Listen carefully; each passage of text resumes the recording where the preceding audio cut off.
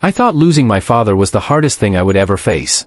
I was standing by his coffin, still in shock, when life proved me wrong. Just 3 days later, the same people who didn't even come to his funeral showed up at my door, calm and confident, asking for $1.50 millions from my inheritance. I didn't argue or shout. I stayed quiet and listened, until one unexpected confession slipped out, and in that moment, everything began to fall apart. Before I take you through how one funeral turned into the beginning of everything unraveling, do me a small favor, stay with this story, support it in your own way, and let me know where you're listening from. It helps stories like this reach people who might recognize the warning signs before it's too late. I stood inside a small stone church in Ashford, Ohio, the kind with narrow windows and wooden pews polished smooth by decades of grieving hands. The late autumn air crept in through every crack, settling deep into my bones. My name is Daniel Reed.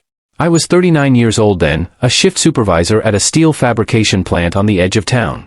My days were usually spent surrounded by heat, noise, and molten metal. But that morning, everything was painfully quiet. My father, Thomas Reed, lay in a polished casket at the front of the church. 68 years old. Strong until the very end. A man who still called me every night to ask how my shift went, whether the machines behaved, whether I'd eaten properly. A sudden stroke took him without warning. One moment he was fixing a fence behind the house, the next he was gone. No goodbyes. No last advice. I stood beside the casket, hands clenched tightly in front of me so no one would see them shaking. My chest felt hollow, like something essential had been torn out. Grief came in waves, hot, suffocating, but I forced myself to stand straight. I had to. My mother, Margaret Reed, needed me. She sat in the front row, shoulders small beneath her black coat, hands folded as if holding herself together. Every time she lifted her hand to wipe her tears, something inside me twisted. I swallowed my own pain and stayed moving, organizing flowers, greeting guests, thanking people for coming. I told myself my father would expect that from me. The church filled slowly. Old neighbors from the street where I grew up. Men from the machine shop where my father had worked for 30 years. Relatives I hadn't seen in years. Each person shook my hand and said the same thing: Thomas was a good man. He always helped others. The organ played softly, its notes hanging heavy in the air. The scent of lilies made my head spin, but I didn't step away. And through it all, I kept looking toward the door. My wife's family was missing. Claire's parents, Richard and Helen Moore, had been informed 2 days earlier. They lived just a few hours away in Lakewood. Plenty of time to come. I expected them to arrive quietly, offer condolences, stand with us. But the minutes passed. The clock on the wall ticked loudly in my head. Still nothing. I glanced toward Claire. She sat beside my mother, head bowed, but not in grief. Her fingers moved rapidly across her phone screen, thumbs scrolling, typing, pausing, then typing again. Her face didn't match the room. It was focused. Alert. Almost energized. I leaned down and whispered, "Is everything okay? Did your parents say anything?" She startled slightly, then looked up, eyes instantly glassy. "They couldn't make it," she said softly. "Business issues came up unexpectedly. They're really sorry." Her hand squeezed my arm. "You need to stay strong today." The words sounded right. But something about the way she said them didn't sit well. I told myself I was overthinking. Grief makes you suspicious. Her parents were busy people. I pushed the unease down. Throughout the service, I kept moving. Claire barely did. Every time her phone vibrated, she lowered her head again. I noticed. I tried not to. When the prayers began, I finally knelt. Memories crashed over me, my father teaching me how to ride a bike, how to hold a wrench, how to stand up for myself without raising my voice. Tears slid down my face before I could stop them. I wiped them away quickly and looked at my mother. She was sobbing now, shoulders shaking. I wrapped my arms around her. "I'm here, Mom," I whispered. "I've got you." She nodded, gripping my coat like it was the only thing holding her upright. After the last guest left, the church felt colder than before. The silence pressed in from every side. I stood alone for a moment, staring at the casket, trying to accept that my father was really gone. I still believed, naively, that at least my marriage was solid. That even in loss, I wasn't alone. A week passed. I returned to work. The noise of the plant helped during the day, but nights were unbearable. I'd sit in the car outside our house, engine idling, delaying the moment I had to walk into a home that no longer felt complete. Claire was there. She cooked. She asked about my shifts. She held me while I slept. But something had changed. Her kindness felt sharper somehow, like it came with an edge. Then the call came. An unfamiliar number lit up my phone one morning while I stood in the kitchen staring into a cup of coffee that had long gone cold. Mr. Reed, a professional voice said, "This is Samuel Grant, attorney for Thomas Reed. I'm calling to inform you of the reading of your father's will." My heart skipped. My father had never mentioned a will. He always said things were taken care of, not to worry. The attorney explained the time and location, his office in downtown Ashford, and said only named parties were invited, though I could bring someone for support. When I told Claire, her reaction surprised me. "I'll come with you," she said immediately. "You shouldn't face that alone." I nodded, grateful, unaware that something else had already begun moving beneath the surface. The morning of the reading was gray and wet. Rain streaked down the glass walls of the attorney's office. My mother was already there, sitting stiffly in a chair, hands folded in her lap. The attorney read carefully. My mother would receive the house, enough savings to live comfortably, and my father's pension. Then my name. What followed left me numb. Cash. Investments. Properties I never knew existed. My father had quietly built everything, piece by piece, without ever saying a word. I didn't feel joy. I felt loss, sharper than before. When I glanced at Claire, she was texting again. Smiling. And for the first time, a cold realization settled in my chest. She wasn't grieving anymore. She was calculating. The rain hadn't stopped by the time we left the attorney's office. It clung to the city like a heavy mood, soaking the sidewalks and dulling every color. My mother went home first. I watched her walk slowly to her car, shoulders bent under grief, and promised myself I'd check on her later. Claire slid into the passenger seat beside me, humming softly as if the morning had been ordinary. The radio played some upbeat song that felt wildly out of place. "You okay?" she asked, glancing at me. "I think so," I said, though it wasn't true. "I just didn't know Dad had all that." She smiled. He was always smarter than people gave him credit for. Her tone was light. Too light. As we drove, she asked questions, casual, almost playful ones. "So what happens next? How long does it take to transfer everything? Do you have to pay taxes right away?" I answered vaguely, still floating somewhere between grief and disbelief. But each question tightened something inside me. It wasn't curiosity. It felt like inventory. At home, the days that followed blurred together. I returned to work, moving through my shifts on autopilot. At night, I sat alone in the living room long after Claire went to bed, staring at the dark reflection in the window. Losing my father had hollowed me out, but something else was beginning to press in around that emptiness. Claire changed in small ways at first. Packages started arriving, designer bags, shoes, things she'd never splurged on before. When I asked, she laughed. "Life's short, Dan. We deserve nice things." She started suggesting upgrades. A newer car. A vacation. Remodeling the kitchen. Each suggestion was wrapped in warmth, in affection, in "we've been through so much." I nodded without committing to anything. Then one afternoon, the doorbell rang. I wasn't expecting anyone. When I opened the door, Richard and Helen Moore stood there under a shared umbrella, faces serious, eyes sharp. No flowers. No condolences. No mention of my father. "Daniel," Richard said. "We need to talk." They stepped inside like it was a business appointment. Claire appeared instantly, her face lighting up. "Mom! Dad! You should have called." They sat down without removing their coats. Richard folded his hands, posture rigid. "Our company is facing serious financial trouble," he said flatly. "Bad investments. The market turned against us." Helen nodded, eyes fixed on me. "We need help." I felt my chest tighten. "What kind of help?" Richard didn't hesitate. "Capital. A significant amount." "How much?" I asked. $1.5 million, he said, as if stating the time. The number echoed in my head. Claire squeezed my hand. "Dan, they're family. They wouldn't ask unless it was serious." I looked at her, then back at them. "That's a lot of money." "It's temporary," Helen said quickly. "An investment. We'll pay it back." I asked questions. Timelines. Documentation. Their answers were vague, rehearsed. "We don't have much time," Richard added. "The banks are pressing." I said I needed time to think. They didn't argue. But as they stood to leave, Richard caught Claire's eye and gave her a small nod. She nodded back. It was subtle. But it stayed with me. That night, I barely slept. My father's voice echoed in my head, something he'd said years ago: "Help people, yes. But don't let them use your kindness as leverage." Over the next few days, the pressure began. Claire mentioned her parents constantly. "They're so stressed. They barely sleep. This could ruin them." She brought it up gently at first, then more directly. "Compared to what you inherited, it's not that much. You can help them and still be fine." When I reminded her my father had just died, she apologized, but only briefly. Then she kept going. I noticed other things too. She started taking phone calls in other rooms, lowering her voice when I walked by, hanging up quickly. One morning, I overheard her whispering on the balcony. He hasn't decided yet. I'm trying.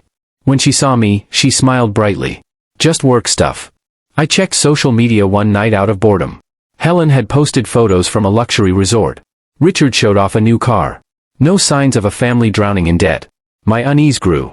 Then my phone rang at work. Daniel, a young woman's voice said. It's Lily, Claire's sister. We'd barely spoken before. I need to talk to you, she said. In person. Please. We met at a quiet cafe on the edge of town. Lily looked nervous, glancing around before speaking. They're lying to you, she said finally. All of them. My heart pounded as she told me everything, the celebration party on the day of my father's funeral, the jokes about my inheritance, Claire feeding them details from the will reading, the fake financial crisis. They see you as a solution, Lily said softly. Not as family. The pieces snapped together with sickening clarity. I left the cafe shaking, anger settling into something cold and focused. That night, I drove straight to Lakewood. Claire was there, sitting comfortably beside her parents. The look on her face when she saw me told me everything. I didn't raise my voice. I didn't shout. I know, I said calmly. The silence that followed was deafening. And I knew, standing there, that nothing would ever be the same again.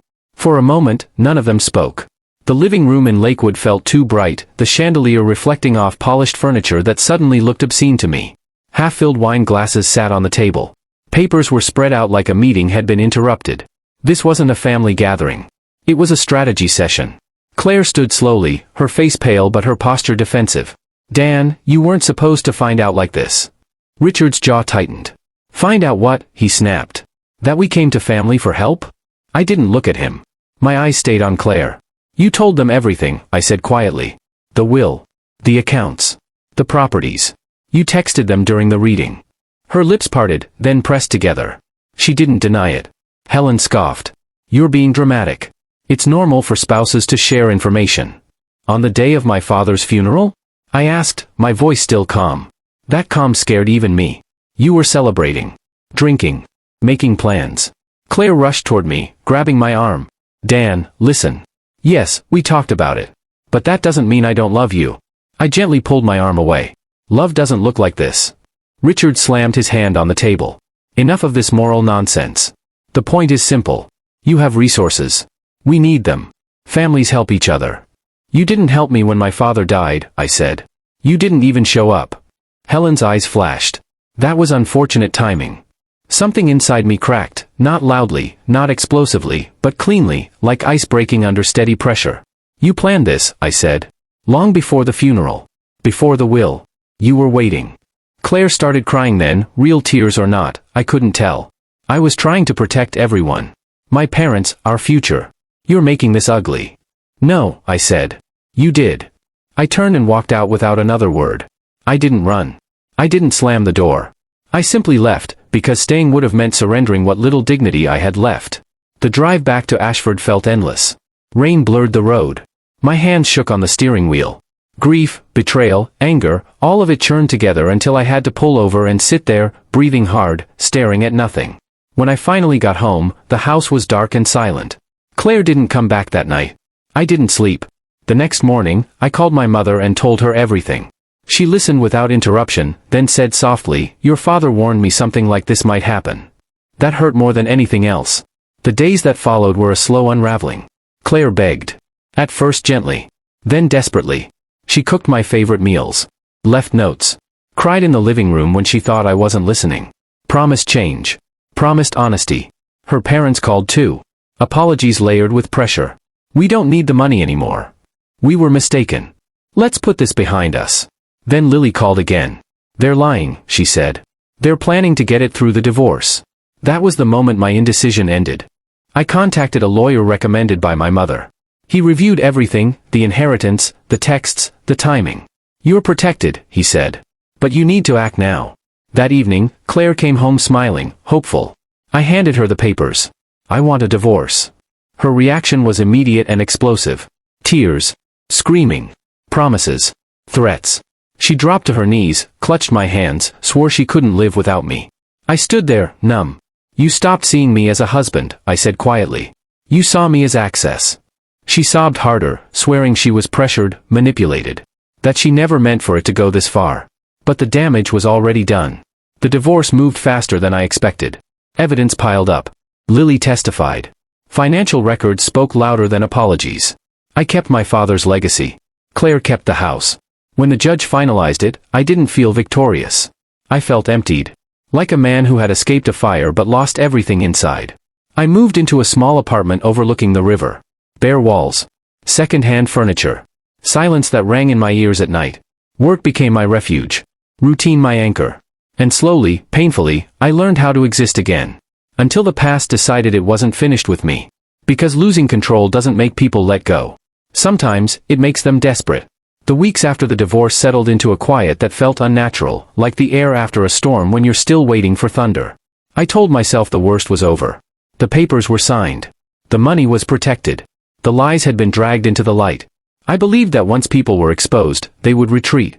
I underestimated how people behave when control is taken away from them. Life in the small apartment became painfully routine. I woke before dawn, brewed bitter coffee, and drove to the plant while the city still slept. The steel mill hadn't changed, same roar of furnaces, same grit clinging to your skin, but I had. I worked longer hours, not because I needed the money, but because silence gave my thoughts too much room to move. At night, the apartment felt too quiet. The hum of traffic from the bridge outside became my lullaby. I stopped checking my phone obsessively, stopped expecting Claire's name to appear. I blocked her number. Blocked her parents. Changed passwords. Changed banks. I thought distance would be enough. It wasn't. The first sign came subtly. One evening, as I walked back from the grocery store, I noticed my car door wasn't locked. I was sure I'd locked it. I always did now. Nothing was missing, but the glove compartment was open. I stood there for a long time, heart beating slow and heavy, telling myself it was nothing. A mistake. My own paranoia. Then it happened again. This time, papers were disturbed. Not taken, just shifted. Someone wanted me to know they'd been there. I reported it to building security. They promised to review cameras. Nothing came of it. A few days later, a letter appeared in my mailbox. No return address. Inside was a single sheet of paper. You didn't have to do this. That was it. No signature. No threat. But it sat in my hands like a weight. I tore it up and threw it away, refusing to let it crawl inside my head. Then Lily called. Daniel, she said quietly. They're not done. She told me Claire had moved back in with her parents. That her anger had curdled into obsession. That Richard blamed me for everything, the divorce, the embarrassment, the loss of influence. They spoke about me constantly, about how unfair it was, about how I'd stolen what wasn't really mine. They think you owe them, Lily said. Not money anymore. Something else. I didn't ask what that meant. The rumors started shortly after. At work, a supervisor pulled me aside. Someone contacted HR, he said carefully. Raised concerns about your mental state. I laughed bitterly. On what grounds? He hesitated. Grief. Sudden wealth. Allegations that you're unstable. I knew immediately where it came from. Then friends stopped calling. Acquaintances looked at me differently. I heard whispers, about how I'd abandoned my wife, how I'd become cold after inheriting money, how I'd changed. I wanted to shout the truth. Instead, I stayed quiet. One night, I returned home to find my apartment door scratched near the lock. Not forced, damaged. A warning. That was the night I installed my own cameras. I didn't tell anyone. Not even Lily. I started keeping records. Dates. Times. Messages. Every strange incident. Every anonymous email that slipped past filters. They weren't overt threats. They were insinuations. Pressure disguised as concern. We're worried about you. This isn't healthy. You don't have to be alone. Claire showed up outside my building once. I saw her from the balcony, standing on the sidewalk, staring up like she knew exactly where I was. I didn't go down. I didn't answer my phone. She stayed there for nearly an hour before leaving. That night, she left a voicemail. You think you won, she said softly. But you took something from me too. I deleted it without responding. The breaking point came on a Tuesday. I was leaving work when I noticed a familiar car idling across the street. Richard's. He didn't get out. He just watched. I stood there, heart pounding, until he finally drove away. That's when I realized something critical. This wasn't about money anymore. It was about power. I contacted my lawyer again. He listened carefully, then said, you need to be proactive. Restraining orders. Documentation. Don't wait for escalation. I didn't want to believe it had come to that. But that same week, Lily called again, this time in tears. "They're blaming me," she said. "They say if I hadn't talked, none of this would have happened. They're pressuring me to fix it." "Fix it how?" I asked. Silence. Then she whispered, "They want me to convince you to meet. Alone." Cold spread through my chest. I told her not to agree. To stay away. To protect herself. She promised she would. 2 days later, my cameras caught movement outside my apartment at 2:14 a.m. A figure in a hooded jacket stood near my door, testing the handle. I called the police. By the time they arrived, the person was gone. But the footage was clear enough for me to recognize the posture. The walk. Claire. I filed for a restraining order the next morning. When she was served, all hell broke loose. Emails turned vicious. Accusations escalated into outright threats. Richard left a voicemail promising I'd regret humiliating his family. Helen sent messages alternating between begging and condemnation. I forwarded everything to my lawyer. Then something happened that forced everything into the open. Lily disappeared. She didn't show up for work. Didn't answer calls. Her phone went straight to voicemail. Panic set in fast. I drove to Lakewood without thinking, fear overriding caution. When I arrived at Richard and Helen's house, police were already there. Lily was inside. Crying. Shaking. Alive. She'd locked herself in her room after an argument turned explosive. Richard had tried to take her phone. Helen had screamed that she was a traitor. Neighbors had called the police. That incident changed everything. Charges were filed. Not against Lily, but against Richard. Domestic disturbance. Coercion. Threatening behavior. The mask finally shattered. What followed was swift and brutal. Restraining orders became permanent. Investigations opened. Old financial irregularities surfaced, ones that had nothing to do with me. Claire stopped calling. Stopped emailing. Stopped trying. I moved again, this time farther away, to a quieter town where no one knew my name or my past. I transferred departments. Started over, again. Lily stayed in touch. Carefully. Quietly. She moved out too. Months passed. The noise faded. One evening, standing on the balcony of my new place, watching the river catch the last light of the day, I felt something unfamiliar settle in my chest. Not relief. Peace. I knew then that some battles aren't won by fighting back, but by refusing to be pulled back in. And for the first time since my father's funeral, I believed the storm had finally passed. The new town didn't know my name, and that was exactly what I needed. I rented a modest place near the river, far from the noise of the city, far from the memories that clung to every corner of Ashford. The apartment wasn't much, plain walls, second-hand furniture, mornings filled with fog drifting over the water, but it was quiet. Honest. Nothing here expected anything from me. For the first time in years, I could breathe without feeling watched. Work stabilized. I transferred to a smaller facility, took on fewer responsibilities, and focused on doing my job well instead of proving anything to anyone. The days fell into a rhythm, early mornings, long shifts, evenings spent walking along the riverbank until my legs ached enough to silence my thoughts. The restraining orders held. Richard stopped showing up in places he didn't belong.